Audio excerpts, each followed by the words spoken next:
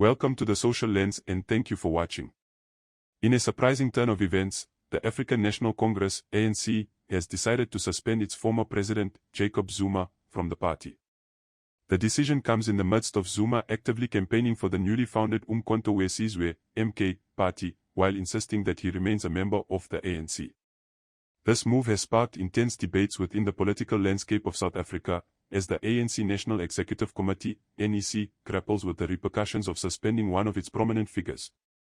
The suspension has been met with both support and criticism, as the ANC aims to maintain party discipline while avoiding distractions in the crucial lead-up to the elections. Jacob Zuma, a key figure in South African politics, served as the president of the ANC from 2007 to 2017 and as the president of South Africa from 2009 to 2018. His presidency was marred by allegations of corruption, leading to his resignation in 2018. Despite his resignation, Zuma has remained a controversial and influential figure within the ANC. In recent weeks, Zuma has taken center stage by actively participating in the election campaign for the newly formed MK party.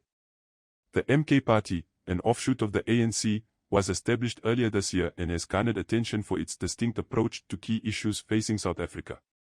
Zuma's involvement in the MK party's campaign has raised eyebrows within the ANC, leading to internal discussions about the party's stance on his dual allegiance. The ANC NEC, in a carefully deliberated decision, has opted to suspend Jacob Zuma from the party.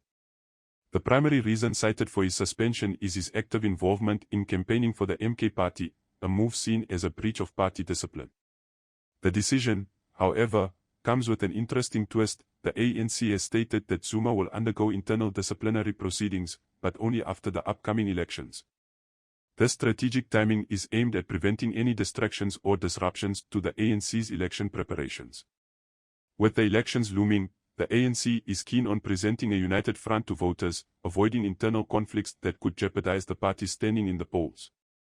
The decision to postpone internal disciplinary proceedings indicates a delicate balancing act within the ANC leadership, attempting to maintain party cohesion while simultaneously addressing concerns over Zuma's actions.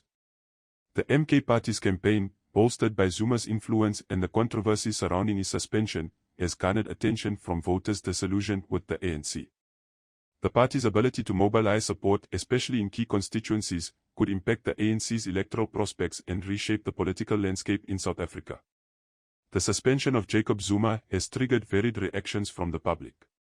Supporters of the ANC's decision argue that it is a necessary step to uphold party discipline and maintain the ANC's integrity. They view Zuma's active involvement in the MK party's campaign as a betrayal of the ANC's values and principles. On the other hand, Zuma supporters argued that his commitment to the MK party aligns with a broader dissatisfaction with the ANC's perceived drift from its revolutionary ideals. The suspension of Jacob Zuma from the ANC raises questions about its substantive value, particularly in light of Zuma's active involvement in the Umkhonto weSizwe party and his apparent disinterest in remaining within the ANC fold. Some critics argue that this move may be more of a symbolic gesture than a substantive action, as Zuma's allegiance to the ANC has been increasingly strained. The suspension, in this view, may serve as a public relations maneuver aimed at showcasing the ANC's commitment to discipline and ethical conduct within its ranks. It allows the party to present a semblance of control and decisiveness, assuring its voter base that it is taking action against perceived deviations from party loyalty. However, the question remains as to what concrete objectives the ANC aims to achieve through Zuma's suspension. If the ANC's intention is to salvage its image and credibility, it could be seen as a preventive measure to demonstrate accountability.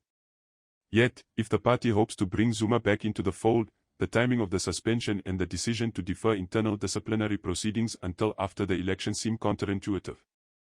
The substantive value of the suspension may hinge on the ANC's ability to manage internal conflicts, maintain party unity, and strategically position itself in the run-up to the elections, rather than being a decisive action aimed at influencing Zuma's allegiance or behavior.